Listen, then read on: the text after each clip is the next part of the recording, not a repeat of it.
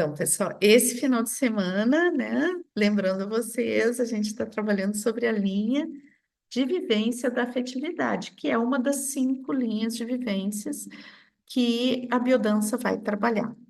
O Rolando Toro, o criador da biodança, ele coloca, né, que na realidade a linha da afetividade ele considerava assim como uma linha central, é como se tivesse as outras 4 linhas ao redor da linha da afetividade. Ele julgava que a linha da afetividade era uma linha muito importante de a gente desenvolver profundamente e um ponto central da atividade de biodança, de todas as aulas de biodança que a gente dá. Então, é uma linha que tem que estar presente em todas as aulas, né? Ela não, ela pode ser que ela não tenha uma ênfase total, né? Por exemplo, a aula que a gente está fazendo sobre criatividade, sobre sexualidade, sobre transcendência, né? Sobre a vitalidade, mas mesmo a gente estando passando por essas linhas, a nossas estruturas de classe sempre devem ter essa linha presente, tá? Porque o Rolando colocava assim que a linha da afetividade ela é como um centro agregador das outras linhas, no caso, né, da nossa espécie, do ser humano, né, e que a civilização, a forma como a gente estruturou a nossa cultura, a sociedade descartou, reprimiu profundamente a linha da afetividade, e por isso a gente tem uma sociedade muitas vezes violenta, excludente, polarizada, né? Então, todas essas questões, elas que são questões que precarizam as relações humanas, elas estariam centradas em uma repressão da linha da afetividade. Por isso, para Rolando, a linha da afetividade é um centro agregador, integrador da própria prática da biodança. Tá? Mas vamos entender melhor o que que é a linha da afetividade, né? Ah, que bonito, afetividade. Mas o que que será isso realmente, né? A gente pode fazer uma grande confusão, achar que afetividade é ser querido, ser bonzinho, né? E é claro que passa por uma questão de doçura, de uma questão de amorosidade, mas é um fenômeno bastante mais complexo, né? Então, o que a gente vai ver hoje é isso. O que que significa exatamente a linha da afetividade? Então, vamos passar aqui. Então, primeiro vamos entrar na etimologia da palavra, né? Afetividade tem a ver com afetar, né? Então, a afetividade é aquilo que nos afeta, aquilo que nos toca em um nível muito profundo, que tem a ver com a nossa subjetividade, que tem a ver com aquilo que a gente sente, com as nossas emoções, com os nossos sentimentos, né? E a afetividade, o que nos afeta, tem a ver muito, né? No caso do ser humano, com a nossa condição humana, a nossa condição de pertencimento, a nossa condição de ser parte de algo, né?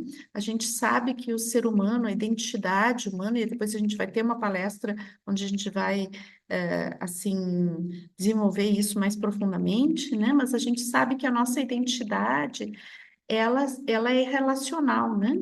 Então, nós somos quem somos com base na nossa genética, né? No nosso potencial genético, que interage com o meio.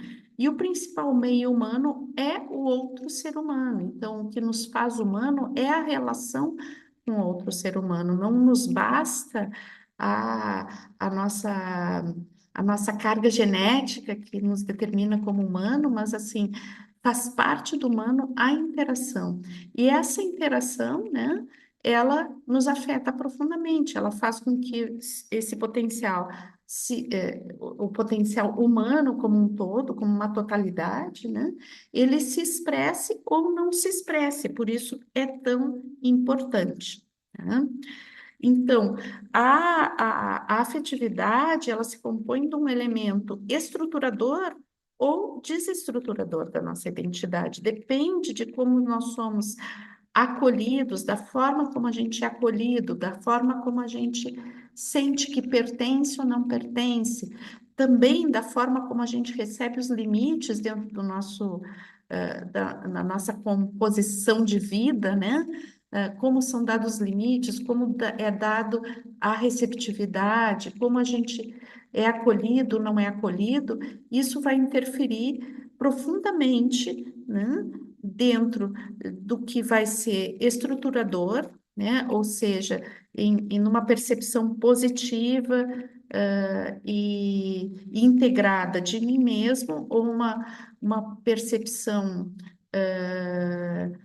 negativa e desestruturante de mim mesmo, né? Então a gente vai ver também que aí é uma questão bem importante, né? Que vai ter essa questão da estruturação da identidade a partir desse afeto, né? Da relação afetiva com o outro, ela vai também gerar uma autopercepção que vai gerar uma autoestima, tá? Então, a gente tem outros módulos, a gente trabalhou principalmente o módulo de identidade, né?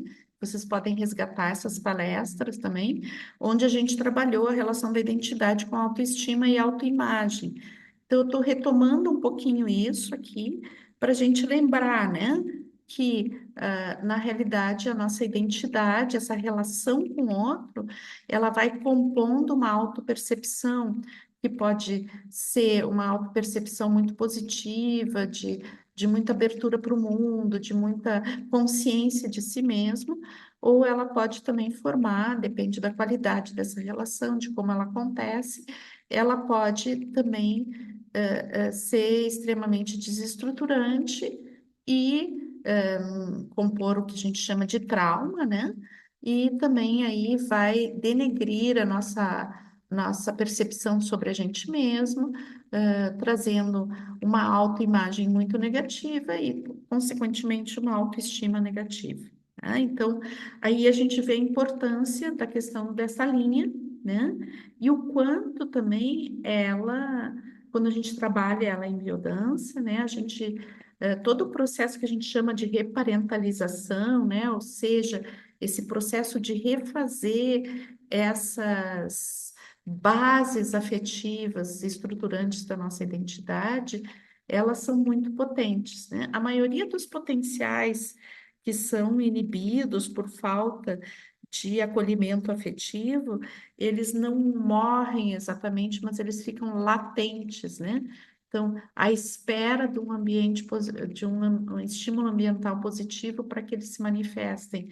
E quando em biodança a gente consegue proporcionar esse ambiente afetivo, existe uma modificação muito profunda da estrutura da identidade. Ela passa a estar mais integrada, né?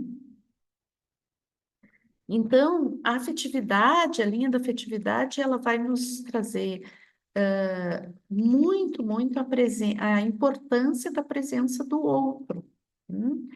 E a presença do outro, né, ela é uma questão bastante negada pela nossa cultura, né? A gente vai ver que a nossa cultura ela é muito centrada sobre a questão do ser, né? Sobre a questão de, mesmo em nível do desenvolvimento da própria filosofia, né? Ela está muito centrada sobre o que é o ser, quem sou eu, né? Ah, é uma visão sobre um eu que muitas vezes está dissociado do meio, né? Quais são as minhas oportunidades de viver, o que eu quero realizar no mundo, né? Mas muitas vezes a gente não percebe que essa qualidade de autopercepção ela se dá a partir da presença do outro, né? Então, Rolando ele traz essa questão muito importante que o ser, né? O ser ele depende, ele se forma a partir da relação. Então, que o outro é tão importante como o si mesmo. O si mesmo se dá a partir da relação com o outro. Então, se a minha decisão existencial é estar isolado do mundo, possivelmente a minha percepção de mim mesmo seja muito débil, fraca, porque é na relação com o outro que eu construo a minha autopercepção, né? Então, quando a gente trata da linha da afetividade, da construção da nossa própria identidade, a gente está falando dessa relação com o outro e da qualidade dessa relação, da importância de a gente perceber essa relação com o outro como algo que deve ser cuidado, deve ser percebido, deve ser desenvolvido, né? A gente poderia pensar, inclusive, numa educação, né? Numa educação que pudesse priorizar a questão da afetividade, a questão relacional. Como me relacionar com o outro? Quais são os meus potenciais relacionais? E como qualificar essa relação, né? Então, também entender que a relação com outras, relações humanas, elas são como alimentos, né? Então, existem alimentos que são super saudáveis, existem alimentos que são tóxicos. Então, isso não depende exatamente da pessoa com a qual a gente se relaciona, mas sim da forma como a gente se relaciona com as pessoas, né? Então, como a gente constrói as relações, centrada em que estão as nossas relações. E daí, então, a gente pode desenvolver isso e ver um pouquinho como é que é isso, né? Como é que acontece isso. Então, para a linha da afetividade, uma das coisas mais básicas, mais profundas para o ser humano é o sentimento de pertencimento. Porque, como eu coloquei, a gente, do pertencer vem a noção de ser humano, né? Então, quando um ser humano ele está dissociado do pertencimento, possivelmente ele enfraquece a própria identidade e a própria percepção de si, né? Então, nós somos uma espécie gregária, nós somos uma espécie que necessita do outro para se compor, para a própria sobrevivência, né? Então, nós somos uma espécie que evoluiu como uma espécie grupal, né? Então, a gente precisa dessas relações grupais para, para nos estruturarmos minimamente, né? Então, o sentimento de pertencimento é algo fundamental para o ser humano, né? Então, a grande questão, e que eu acho que a gente trabalhou bastante esse final de semana, quem veio fazer o Árvore dos Desejos, né? É essa questão do pertencimento, né? E da autonomia. Então, tem coisas que eu quero fazer, tem coisas que o grupo me cobra, né? Então, essa balança entre o pertencimento e a autonomia, muitas vezes ela tem como que um preço, né?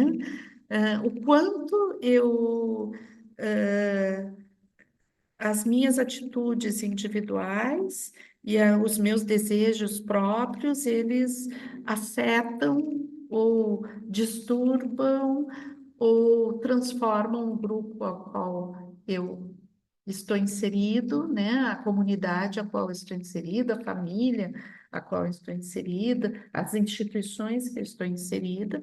Então, quanto o meu movimento autônomo ele está em ressonância ou não está em ressonância a esse pertencimento, né?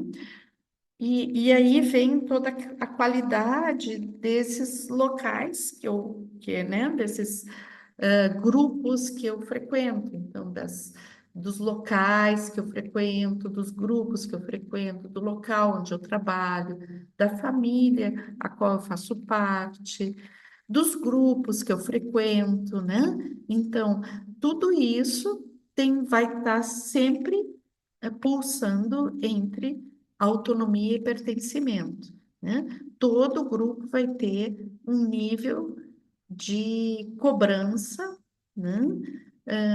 Dos teus participantes, de que ele tem que estar dentro de uma estrutura determinada. Essa estrutura pode ser mais rígida, mais libertária, mas ele sempre vai ter as suas leis e suas regras de convivência, né? E muitas vezes a autonomia vai estar alternando com essas regras, né? Alguns grupos vão ter mais flexibilidade, outros menos, mas tudo vai ter um limite, né? Então, a grande questão é essa, né? O quanto é como se eu estivesse sempre numa balança jogando entre esses dois aspectos, né? Que é super importante eu ter autonomia e realizar as coisas que eu tenho vontade de realizar, mas também é super importante, talvez tanto quanto importante, eu sentir que pertenço a um grupo, um determinado grupo. Então, sempre vai ter essa pulsação entre esses dois aspectos, tá? Daí uma grande pergunta e uma grande confusão que existe quando a gente trabalha a questão da afetividade é assim, ser afetivo é ser doce, ser querido, ser sempre assim, concordar com tudo. Isso é ser afetivo, né? Então, muitas vezes o ser afetivo ele não passa por essa doçura, né? Muitas vezes o ser afetivo ele vai se manifestar também na capacidade de dizer não, na capacidade de dar limites. Então, a afetividade não se trata somente de concordar, de aceitar, de acolher, de proteger, mas também se trata, né, de muitas vezes buscar formas de dar um feedback, de dar um limite. Então, o que a gente pode pensar em nível da construção do afeto, de como a gente vai fazer essa relação com o outro, quando algo, por exemplo, me desagrada, é como eu vou dar esse retorno, né?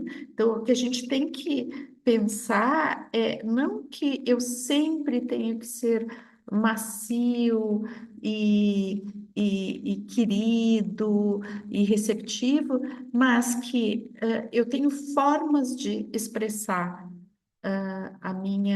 o meu desacordo, formas de expressar que eu não estou gostando de alguma coisa, né?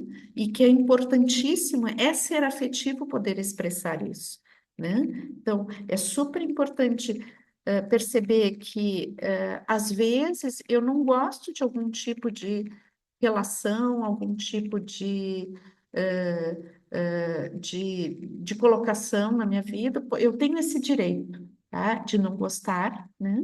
E tenho todo o direito de expressar isso. E ser afetivo é poder expressar essas coisas.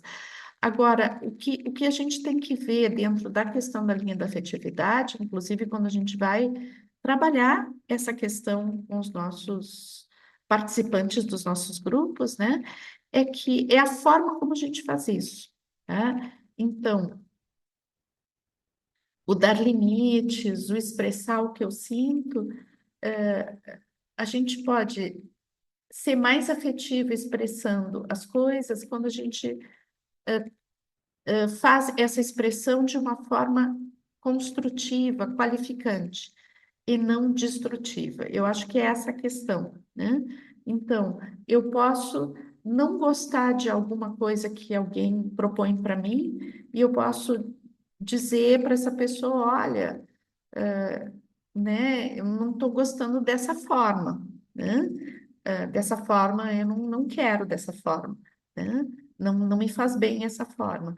Ou eu posso desqualificar a pessoa, né? Dizer para ela, tu é sempre assim, tu tá sempre errado, tu não presta, né? Então, e nisso a gente a gente está deslocando, né?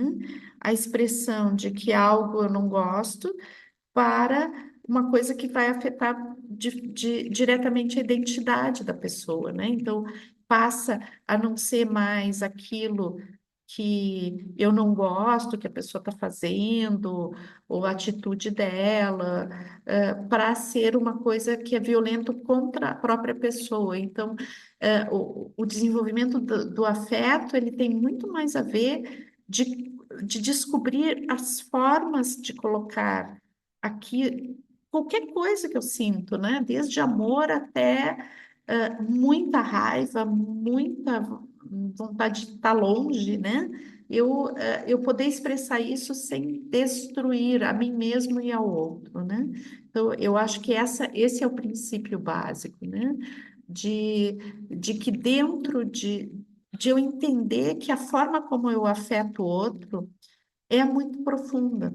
Muitas vezes a gente diz coisas para as pessoas pensando que aquilo não vai afetar elas, né?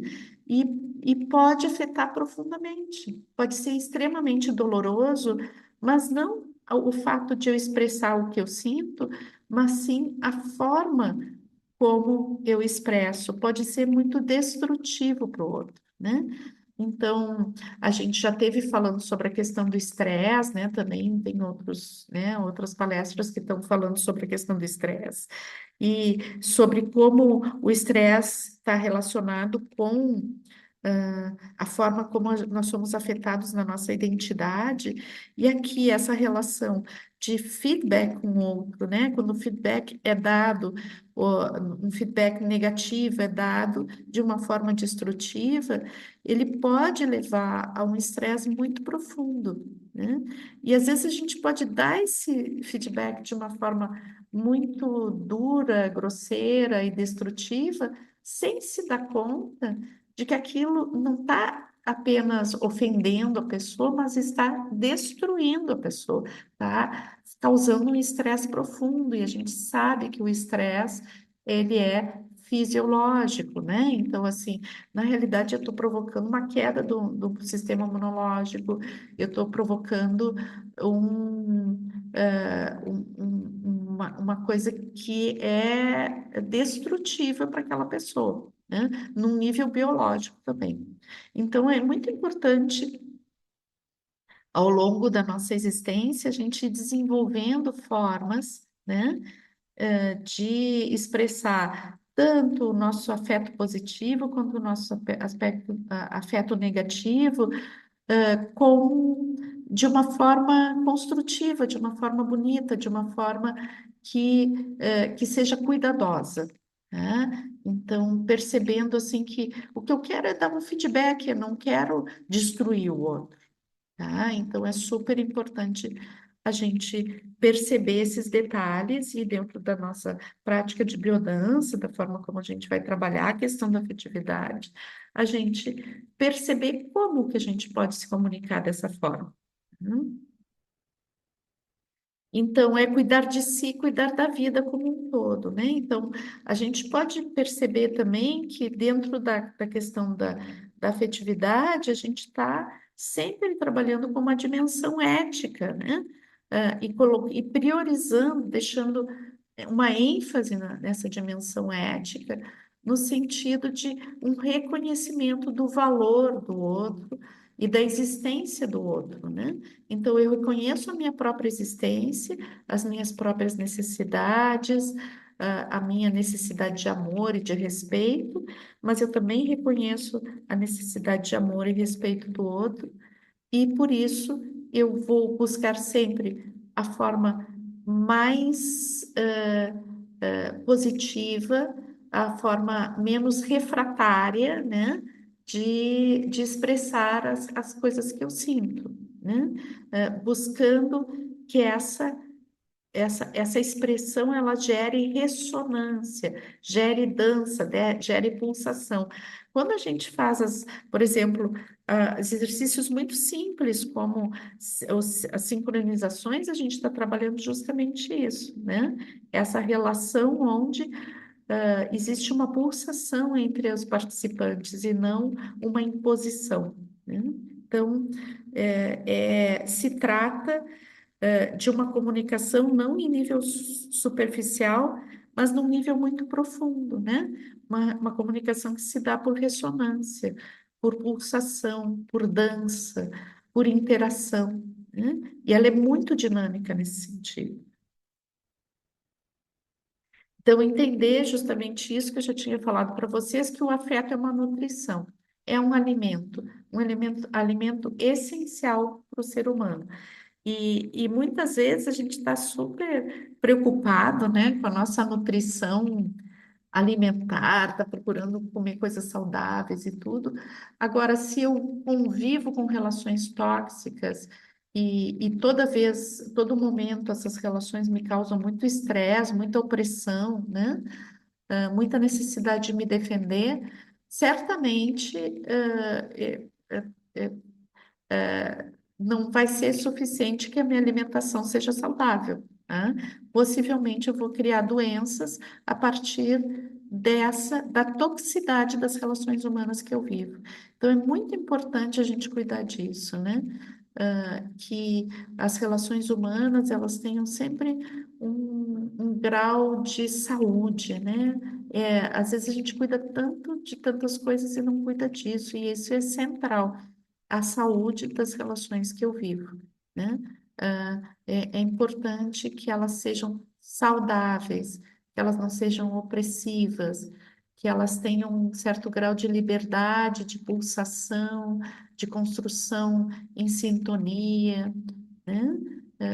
Para que realmente a gente se sinta aceito, amado e pertencente, e não viva sobre um prisma de sempre estar com medo de ser rejeitado, de perder o afeto das pessoas, e de ter que se submeter a coisas que a gente não gostaria para não perder o afeto, tá? Então é muito, muito importante a gente fazer esse tipo de reflexão. Eu vou tomar um golinho de água.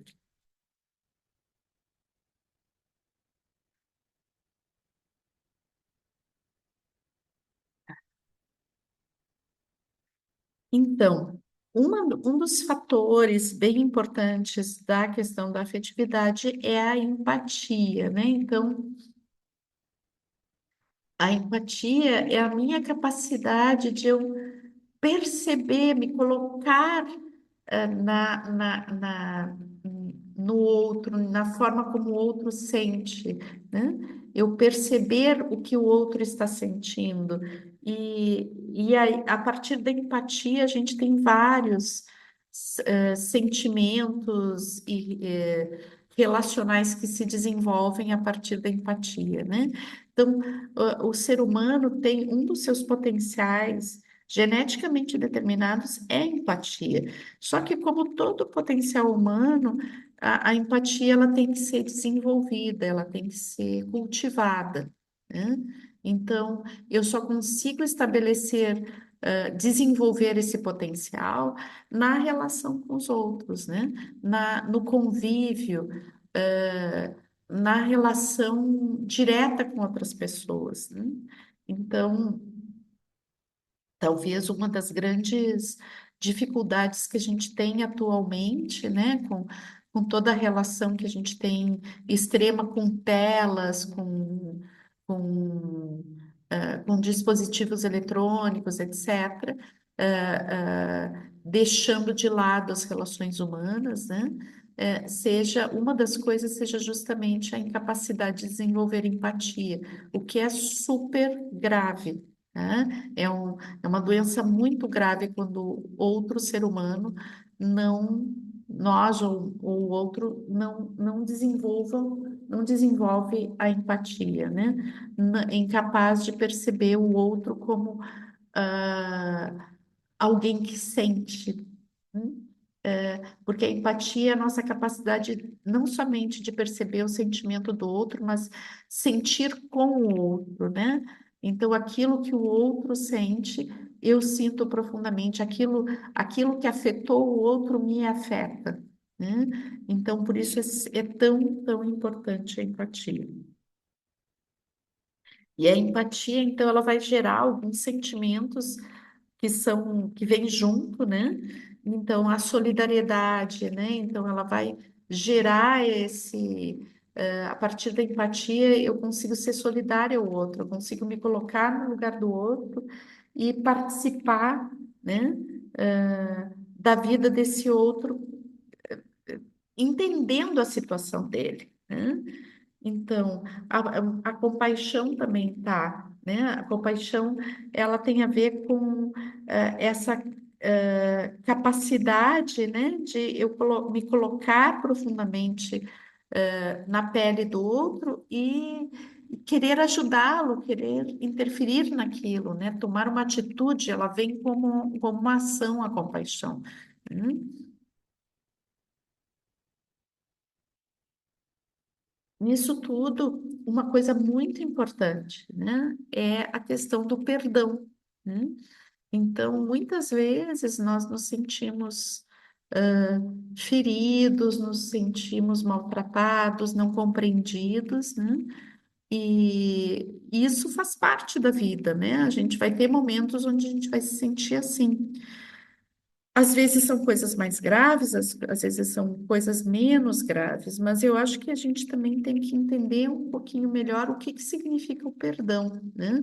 Então, como a gente vive numa cultura judaico-cristã, onde a questão do perdão, da compaixão, da solidariedade, da empatia, ela é super importante, né? Mas às vezes esse perdão, né, a gente toma como algo que de retornar a uma situação que era desfavorável ou uma situação violenta, né? Então, a gente saber que algumas situações a gente perdoa, né? E todos os envolvidos podem mudar, né? Chegar à conclusão de que daquele jeito não estava bem e a gente se perdoa e muda a forma de se relacionar, né? Mas existem situações onde existe um perdão, um, um pedido de modificação, de aceitação, mas logo depois aquilo que era a circunstância de violência ou de discórdia volta, reincidentemente, né?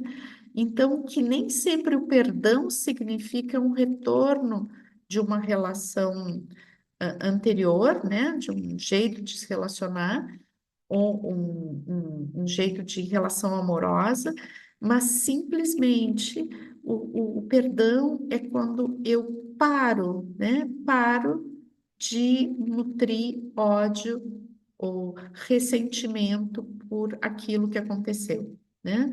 Então, ok, aconteceu, perdoo, mas isso não significa voltar a se relacionar necessariamente. Pode até acontecer, mas não significa necessariamente isso, tá?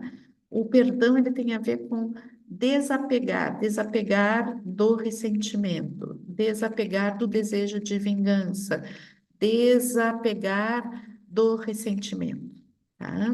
Então, é muito mais ligado a isso. E daí, então, quando a gente fala de afetividade, a gente está falando das nossas relações amorosas, dos nossos vínculos, né? E daí, a gente tem que entender também que aquilo que a gente chama amor, né?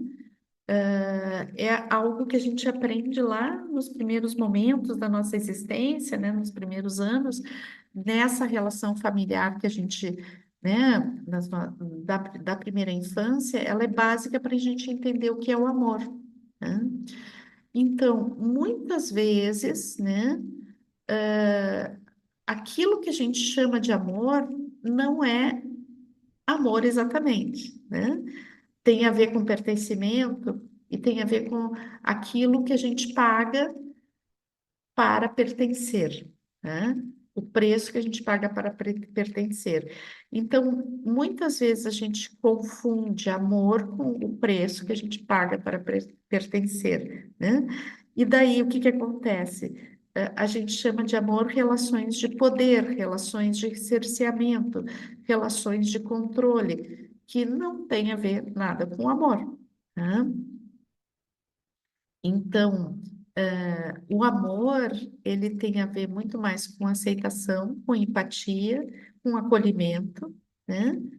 Com diversidade, do que com controle e relações de submissão e de poder. tá bom? Então é muito importante a gente perceber isso, né? Porque, claro que aqui na nossa fotografia ela está evidente, né? Essa é quase uma metáfora isso aqui. Mas a gente pode ver relações de controle muito sutis.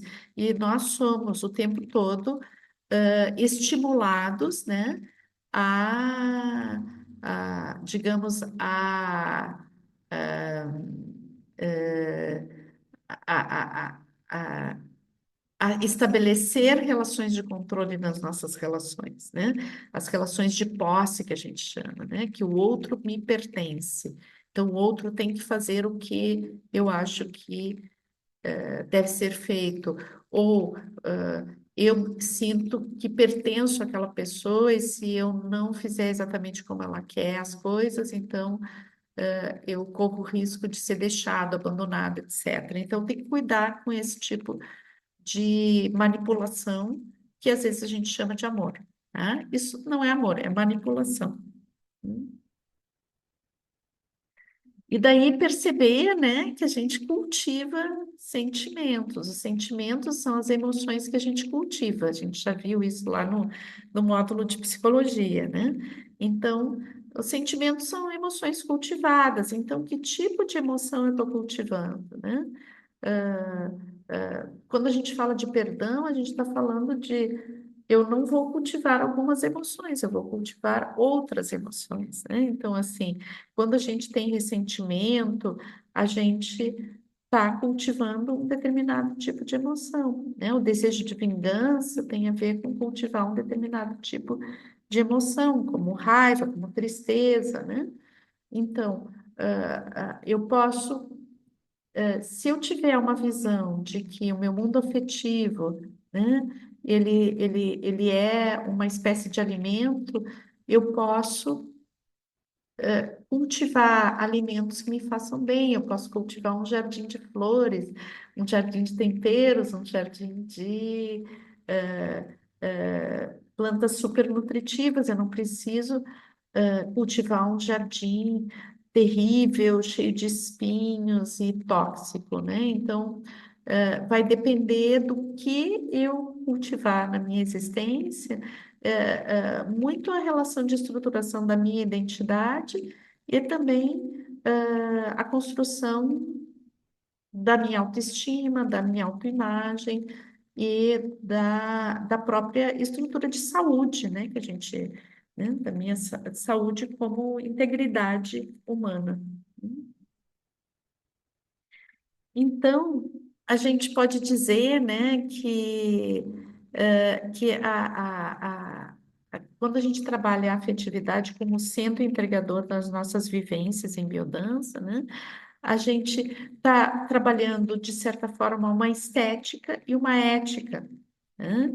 Que tem a ver com a vivência, como a gente vive o amor nas nossas vidas e como a gente constrói o amor em toda a nossa estrutura social, né?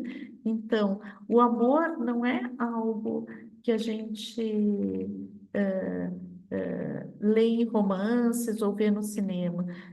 O amor é algo que permeia todas as relações o tempo todo, né?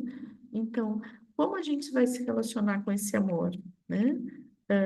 Transformando ele em relações de poder, relações manipulatórias, ou a gente vai transformar esse amor, deixar ele fluir nas nossas relações como algo de respeito, de nutrição, de acolhimento e de reforçamento de cada uma das identidades participantes.